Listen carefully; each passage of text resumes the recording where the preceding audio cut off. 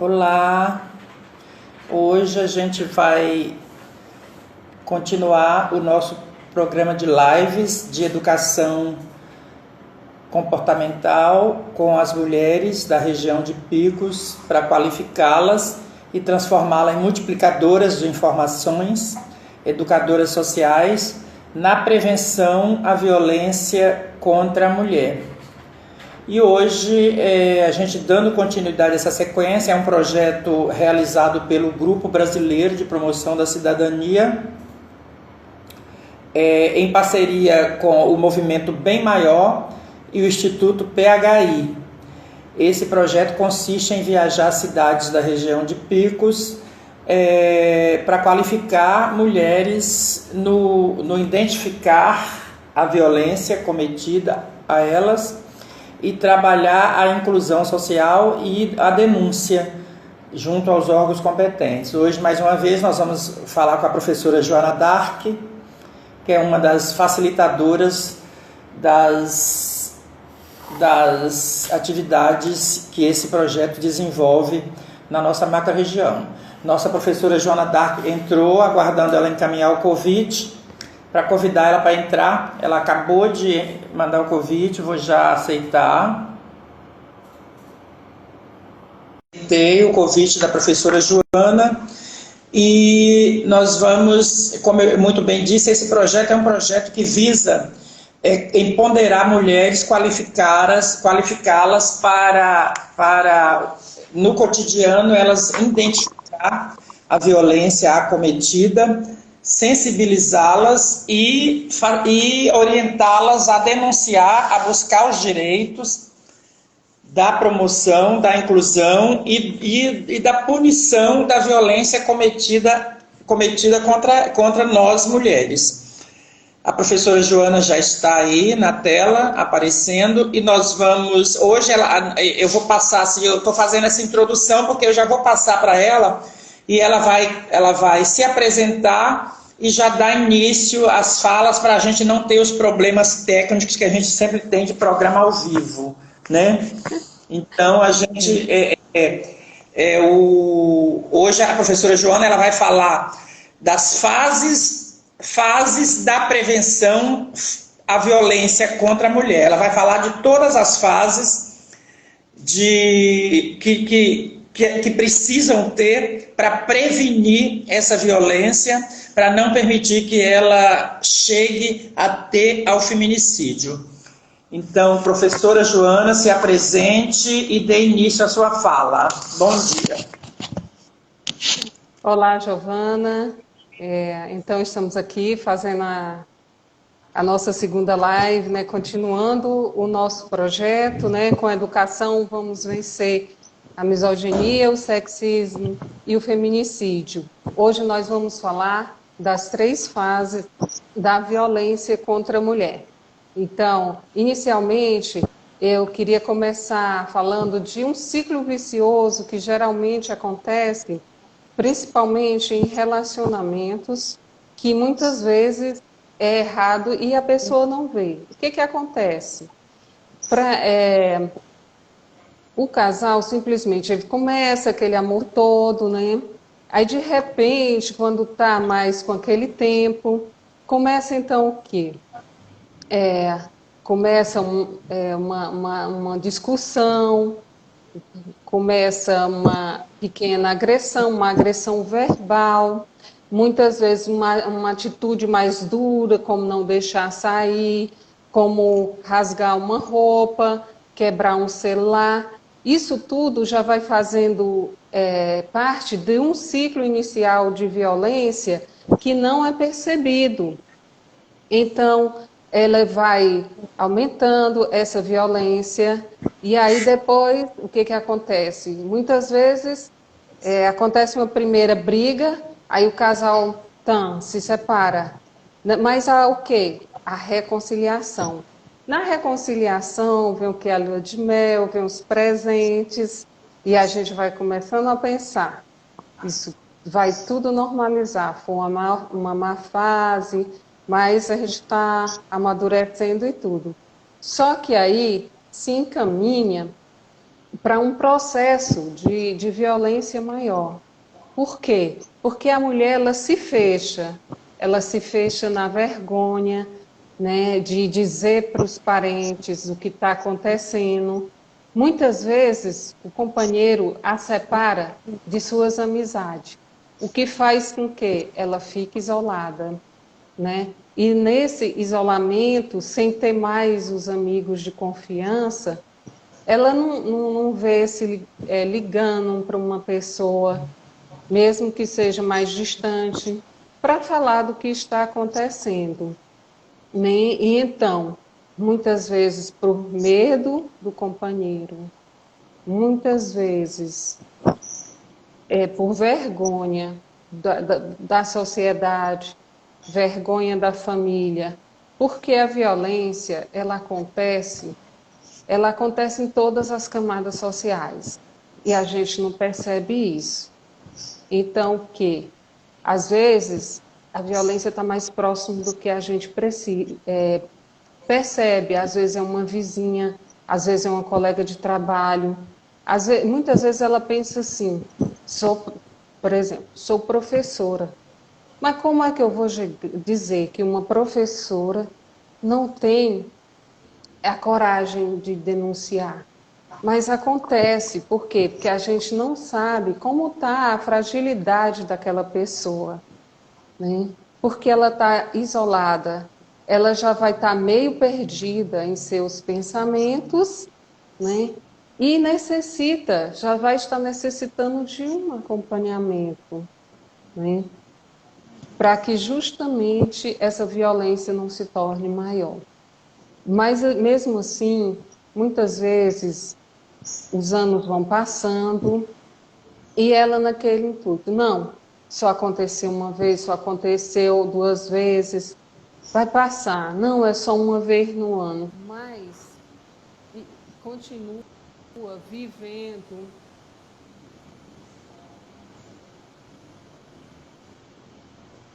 Meu Deus, eu desliguei todos os sons. Não, tá ouvindo, tá ouvindo. Tá ouvindo, Joana, pode falar. Só um minutinho aqui que eu vou consertar aqui. A gente está te ouvindo. Não, eu sei, é porque o som de chamada entrou no automático e eu tenho que desligar.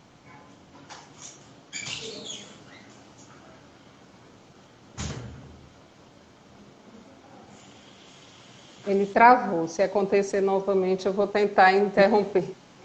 Viu? Então, assim, como eu ia falando, a gente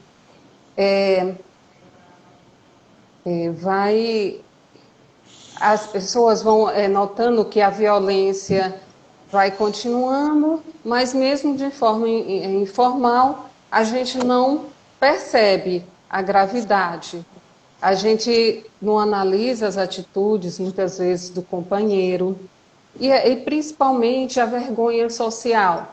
Né? Eu quero citar a vergonha social, porque principalmente, como eu ia citando uns professores, mas acontece em todas as classes sociais, e a gente sabe que não é só com as mulheres mais simples, né? Onde elas não têm o conhecimento, ou os esposos vêm de uma educação mais machista, porque, na verdade, esse machismo, ele perdura em todas as classes sociais, né?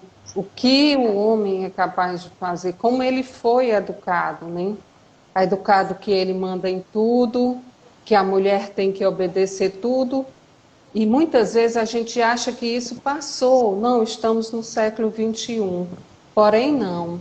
A gente sabe que principalmente aqui em determinadas regiões ou por regiões e nos interiores de todo o Brasil, até a gente vê esse machismo, né? Então a gente vê esse machismo. E o que a gente precisa fazer? A gente precisa se observar e buscar ajuda inicial. Então agora eu vou citar a primeira fase, né? Que é a primeira fase, que é a abordagem da violência em sua origem simples, né? Que é justamente isso, a gente tentar coibir e educar as pessoas no sentido de quê? No sentido de parar com essa violência, no sentido de perceber o que é essa violência. Então, aí, naqueles primeiros momentos, onde a mulher já está um pouco sozinha, com que desabafar, com quem desabafar, procurar a família, né? Procurar ver alguém de mais confiança, né? Nem que seja, de repente, o próprio órgão, né? Uma delegacia, um Ministério Público. Por quê? Porque aí eles vão saber para onde colocar você, para onde você ir, para você se sentir apoiada, que é justamente nessa primeira fase que vem o quê? Os programas de governo, principalmente os programas de assistência social, os programas de segurança, os programas de saúde. Por quê? Porque nesses programas vão ter equipe multidisciplinares, né? No caso, os CRAS, né, CRES, que tem as equipes de profissionais que vão te ajudar, que vão te incluir no programa para que você, aos poucos, vá se sentindo forte. Não é fácil, né? A gente sabe que leva um certo tempo. Primeiro, um tempo para a mulher se refazer, se reconstituir, assim, na parte psicológica, né? Porque afetando a parte psicológica, ela vai se sentir que ela que está tão errada que ela demora muito a perceber. Então, o que? Primeiro, o fortalecimento, esse acolhimento, porque assim, os profissionais também do município têm que estar preparados para recebê-los. Os profissionais têm que estar capacitados para ouvir essa mulher e para entendê-la, não julgar, né? Principalmente não julgar. Por quê? Porque cada uma sabe da sua vida. A gente não tem responsabilidade, às vezes, na atitude da pessoa, mas se a pessoa está em perigo, a nossa função é ajudá-la, ajudá-la sem crítica, acolhê-la sem crítica, porque aí ela vai crescer ao seu próprio tempo, ela vai se desenvolver e vai perceber tudo isso. Então, nessa primeira fase, seria participação, procurar esses programas, procurar os próprios órgãos de segurança, para que você possa ter, né, um acolhimento inicial que faça te ouvir, para você se sentir mais forte. Também não é só a mulher que deve participar, é necessário também que o homem participe, o companheiro, porque se a gente vai buscar diminuir essa violência, então a gente tem que estar conversando com o casal. Por quê? Porque também ele tem que estar vendo qual é a visão que ele tem, as crenças que ele foi criadas, tem que ser tudo reconstruídas nos dois, né? Tanto no homem quanto na mulher. Então, se tiver filhos, então é importante a participação de toda a família. Se for entre uma idosa e um filho, não for relacionamento afetivo, é muito importante a participação da família para poder a gente conseguir diminuir essa violência, a gente fortalecer justamente essa política da igualdade, a política de quê? Dos direitos, reforçar como a mulher deve ser tratada, né? Como um ser humano que tem direito a tudo, ao trabalho, inclusive, né? Que muitas vezes, quando começa a trabalhar, que surge o ciúme e que surge os problemas.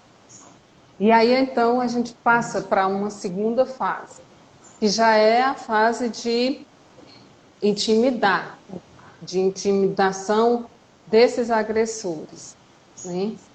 Nessa segunda fase já vai ter, né, a presença do policial, né, para justamente dar uma segurança maior à mulher, né? Já vai ser uma fase onde isso aconteceu de uma forma mais séria, né? E aí, então, essa mulher já teve que se dirigir ao órgão, né, de segurança, né? Ela, quem pode denunciar? Todo mundo pode denunciar, mas nós sabemos que se a própria pessoa denuncia, ela embasa mais, porque muitas vezes as pessoas pensam, eu escutei, mas eu não vou meter minha colher. Por quê? Porque ela no outro dia volta para o marido. Mas é importante sim meter a colher. Mesmo que ela volte para o marido, mesmo que ela intrigue com você. Por quê? Primeiro porque tem maneiras de você denunciar e você, de forma que você não se comprometa. Então você pode denunciar sem esse medo. E segundo, se acontecer dela saber que foi você, ou se ela imaginar que foi você, né, porque você já anteriormente tentou uma conversa com ela e ela não aceitou, né, mas aí você fez até assim, uma obrigação. Por quê? Porque talvez seja a última vez que aquela pessoa está tendo a oportunidade de continuar viva. Então, assim, quando entra a figura do policial, ele já entra para quê? Para dar segurança à mulher, né?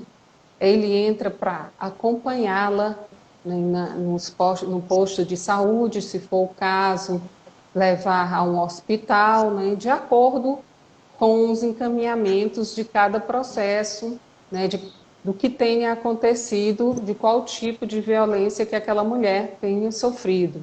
E, então ele faz isso. E também ele leva essa mulher de volta. Ele tem a obrigação também de fazer o transporte dessa mulher de volta para casa, de ter uma conversa com o companheiro, né? Os profissionais, principalmente os que vão receber as mulheres, eles têm que estarem capacitados. É necessário, se pudesse ser a profissional feminina, que seria o ideal, porque a mulher se sentiria mais à vontade, muito bem. Porém, a gente sabe que isso ainda não acontece, né?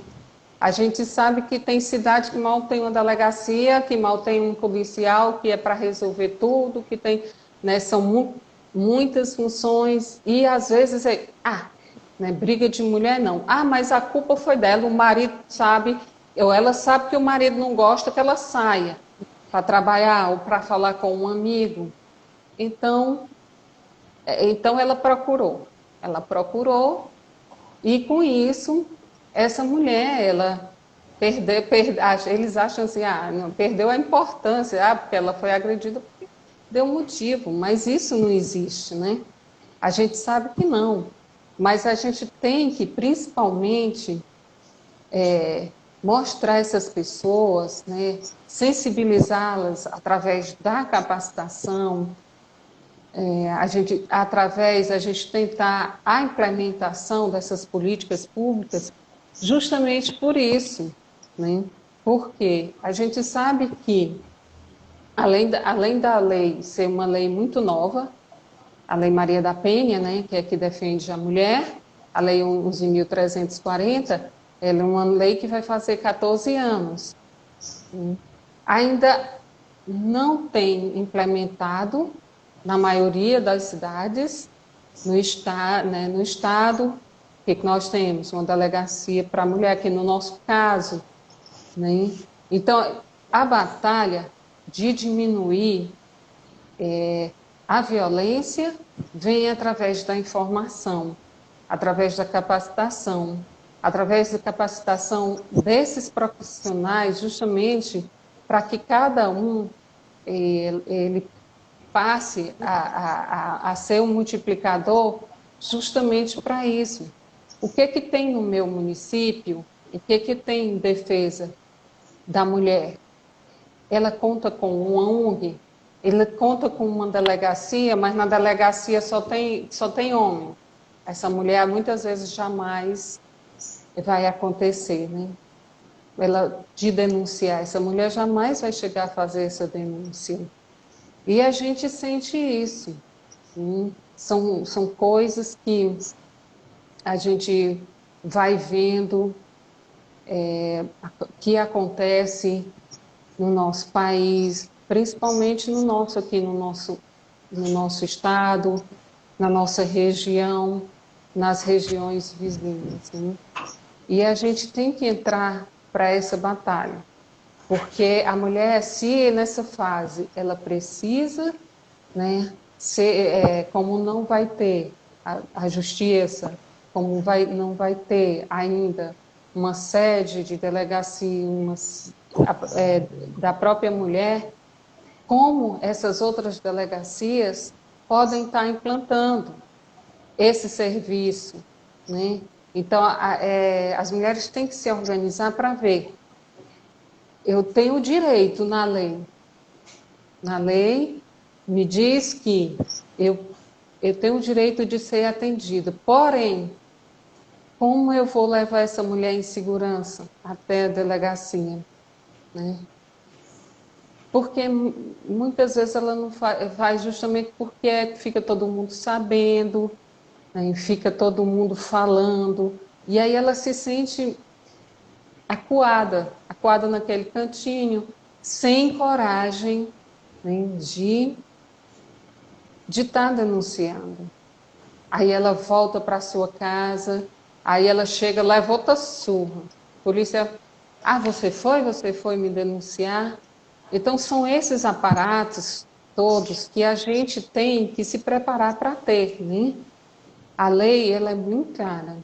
Ela desenvolve, o objetivo dela é desenvolver todas essas políticas, principalmente a de segurança, a de assistência e a de saúde, para poder acontecer o objetivo, que é o objetivo da lei, que é justamente coibir a violência para todas as mulheres, seja elas cis, seja elas trans, todas as dificuldades que elas possam sentir, elas têm que começar a ser acolhidas, né? As próprias mulheres têm que sair dos seus lugares, de muitas vezes preconceituosas, acusam, julgam.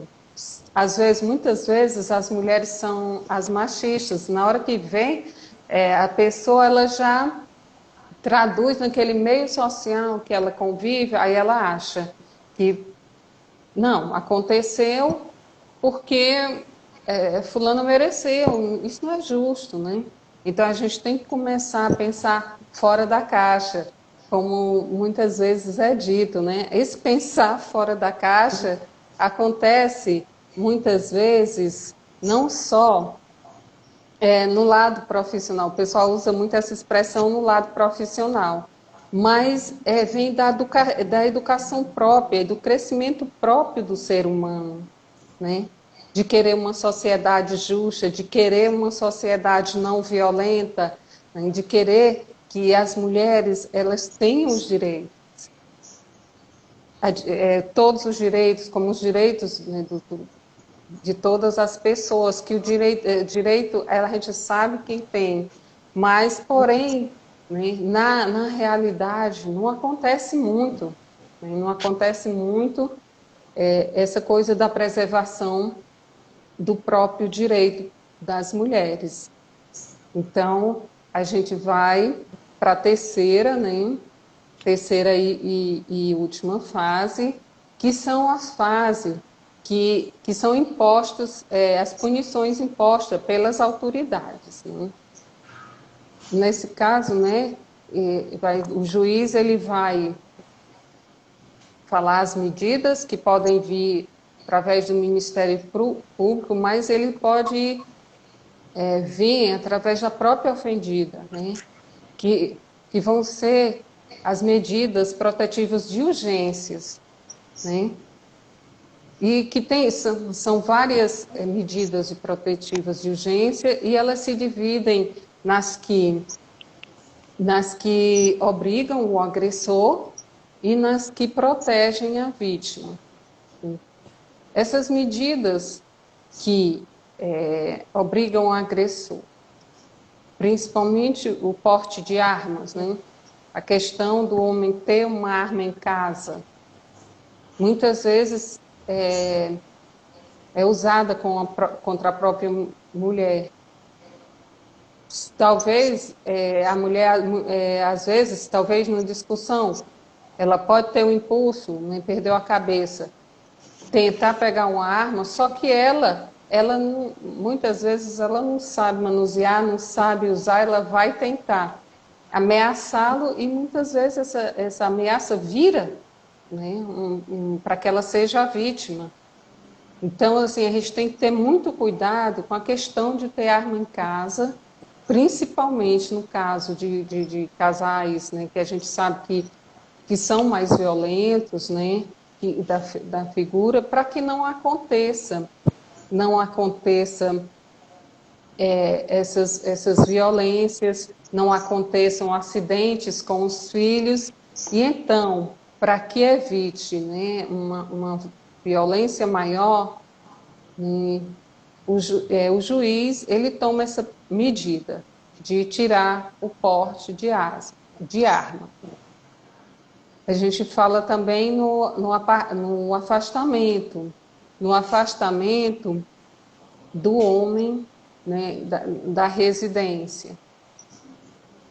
Por quê? Porque muitas vezes, dependendo do que aconteceu, do que a mulher contou, por isso que é importante, às vezes, ela mesma fazer a denúncia, porque aí fica até, né, melhor para fazer o processo, para ter uma análise mais verdadeira. Então, naquele momento, o juiz achou melhor afastar o esposo de dentro de casa. Depois, a gente vai ter a prestação de alimentos, por exemplo, que é, no caso, uma das maiores ameaças que as mulheres sofrem. Muitas delas, às vezes, são donas de casa, né? Têm filhos pequenos, né? E ela vai dizer assim: como é que eu vou chegar até a denunciar? De que eu vou viver? Como é que eu vou manter o meu filho? Vou para a casa dos meus pais, lá a família já é grande, não tem como ele mais sustentar. E ela se submete, mas tem essa garantia dos alimentos, né? Então, a pessoa tem que analisar. Quando ela vai no órgão de segurança, seja na delegacia, o profissional que o atender, a figura do policial, ele tem que conversar com a mulher e dizer para elas dos direitos que ela tem nessa Lei Maria da Penha. Então, aí, a mulher tendo esse conhecimento, ela pode começar a pensar. Então, é justamente importante aí o atendimento dessa mulher, que ela tenha, para poder ela ir se percebendo que ela tem ajuda, né, que ela pode seguir adiante, ela pode lutar para superar e deixar de viver nessa violência. Nós temos também a proibição do contato com com a própria ofendida, né? Então, o juiz ele pode já determinar que não tenha mais contatos entre a parte ofendida e o agressor, né? E também o contato e as visitas em relação aos filhos, né? Porque muitas vezes o homem vê nessa brecha uma oportunidade, porque ele está acostumado naquela vidinha, ela aceita e aquele machismo não quer deixar, não quer perder aquele modo de viver. Para ele, né, não tem prejuízo nenhum. Então, o juiz pode também interromper essas visitas aos filhos para que não aconteça ameaças e fique mais fácil, né? E para a mulher também, ela sozinha dá uma repensada em tudo que aconteceu. Porque as mulheres, elas começam, quando elas começam a ter uma ajuda psicológica, elas começam a perceber. Muitas delas não se percebem, que aí já vem ter passado 20 anos de sua vida, né? E aí elas, meu Deus, eu, uma pessoa consciente, vivi todos esses momentos? Viveu sem perceber. Por quê? Porque estava presa no medo, presa na vergonha, né? Porque vive de aparências, assim, preocupado com o que as outras pessoas vai dizer de você. E isso aí que a gente tem que pensar. A gente não tem que ficar esperando o julgamento das outras pessoas, de dizer,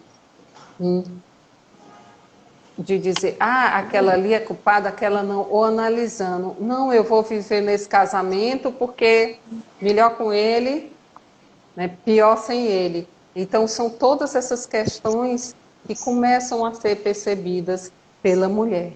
E nessa última parte, a gente vai falar das que protegem a vítima. Que ações são essas que protegem a vítima?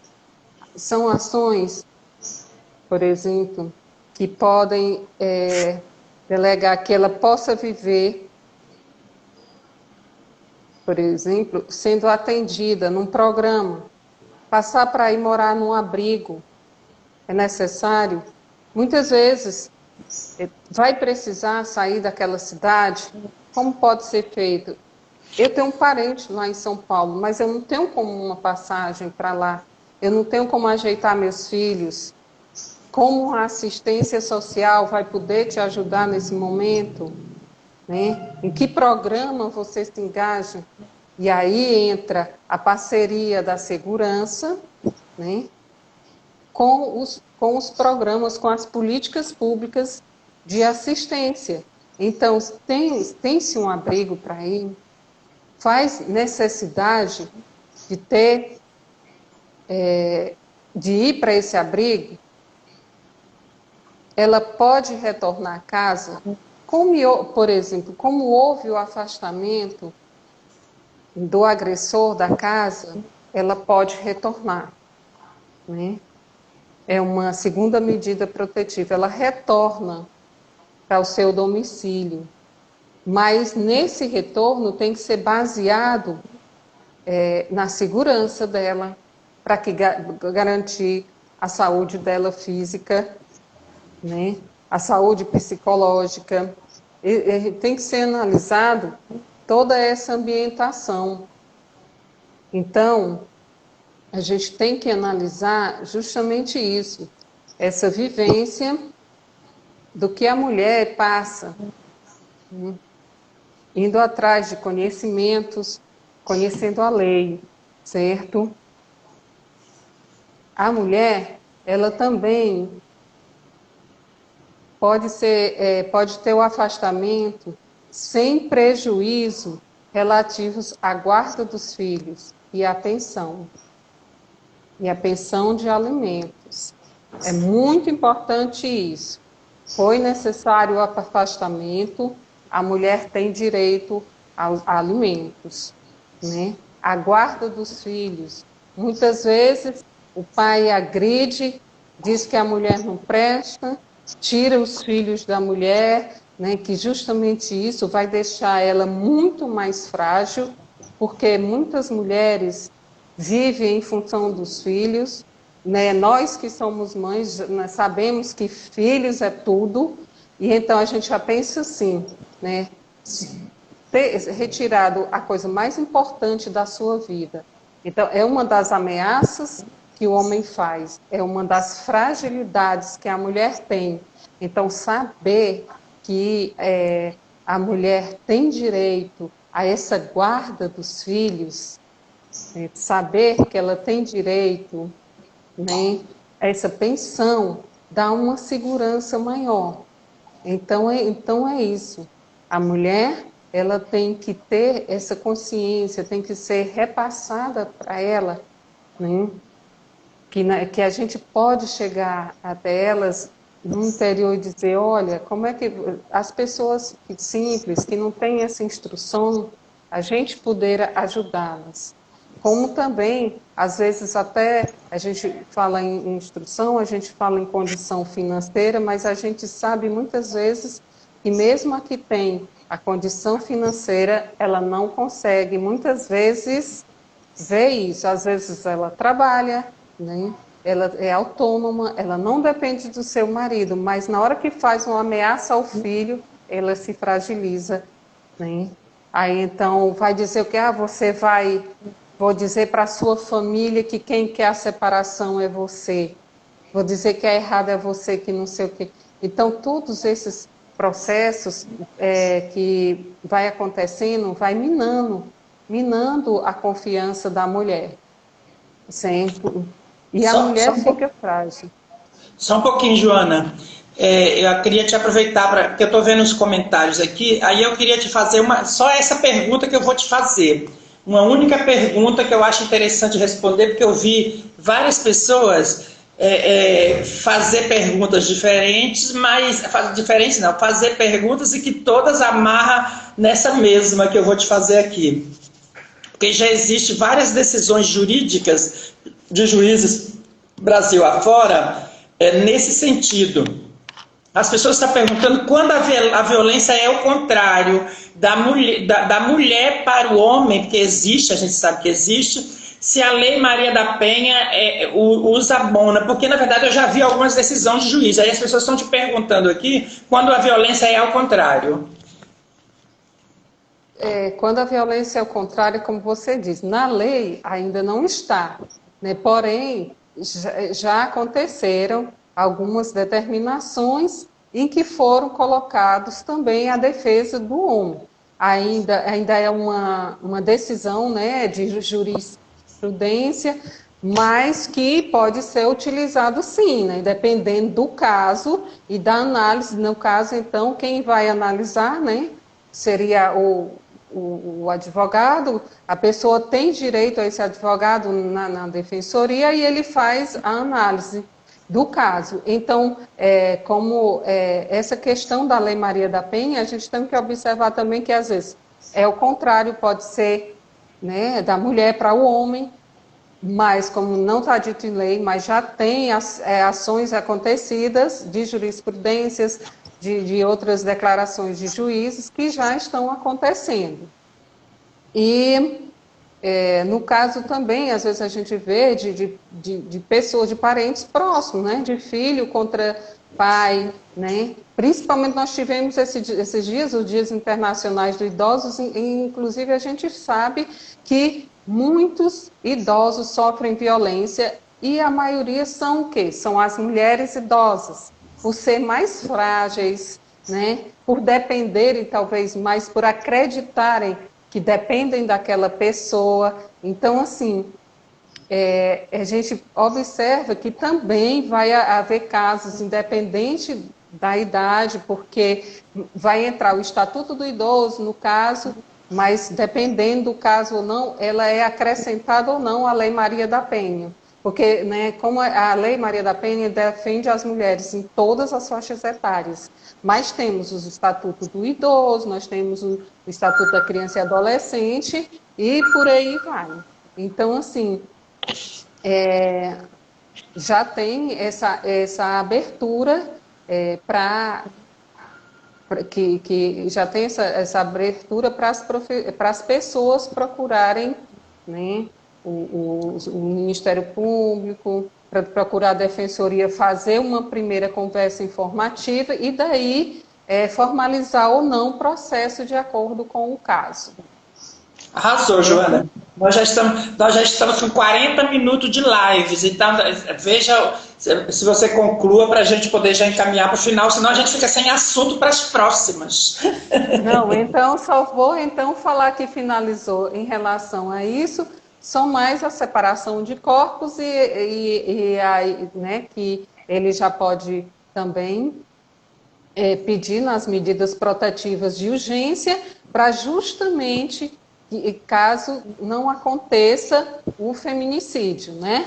Que o feminicídio é a lei 13.104 de 2015, né? Que é a lei justamente que torna o feminicídio um homicídio qualificado. Essa era a minha mensagem de hoje e agradeço a vocês a participação.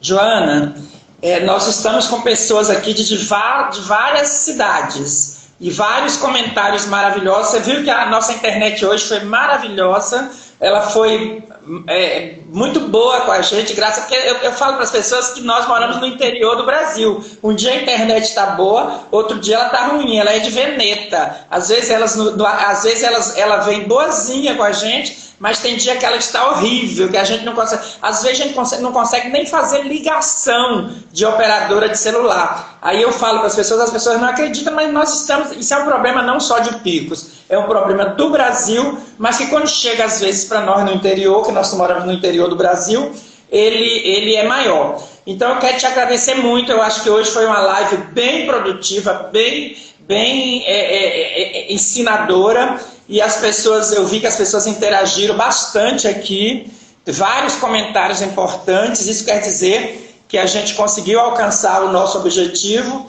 E aí eu fico muito feliz de te agradecer profundamente. Aí eu quero que você faça os seus agradecimentos finais para as pessoas que estão nos acompanhando. Bom, eu quero agradecer a todos pela participação, né, dizer que é importante a gente começar a ter essa consciência da política da mulher, dos direitos das mulheres, para podermos ajudar quem está próximo a gente, ou que também, se nós acontecer de ser alguém também que sofreu essa violência, pode começar a se ver melhor, pode começar a buscar auxílio. Então, assim, agradeço muito a oportunidade de estar repassando isso a vocês. Muito obrigada. E o importante, Joana, essa fala sua final, ela é importante porque ninguém precisa ser mulher para lutar contra a misoginia, contra o sexismo, né? Todas as pessoas, independente de ser mulher ou não, pode combater a misoginia, o sexismo e prevenir o feminicídio. Todas as pessoas. Então, a sua fala final eu entendi dessa forma, que ninguém precisa ser mulher para lutar contra os preconceitos e contra a violência contra a mulher, todas as mulheres em toda a sua pluralidade, mulheres cis e trans. Quero agradecer muito às pessoas que estão aqui e dizer que amanhã, nesse mesmo horário, nós vamos voltar com a professora Rosa para a gente identificar os preconceitos. Ela vai voltar a falar aquela fala maravilhosa de ontem, que a internet não foi amiga ontem. Tomara que amanhã ela esteja amiguinha nossa, para fazer a live linda com a professora Rosa, falando dos preconceitos, das discriminações e de que forma que esses preconceitos reverberam nas nossas vidas. Quero mandar um beijo a todas as pessoas e agradecer. Um beijo no coração de todos vocês. Obrigada, professora Joana. Obrigada a todos.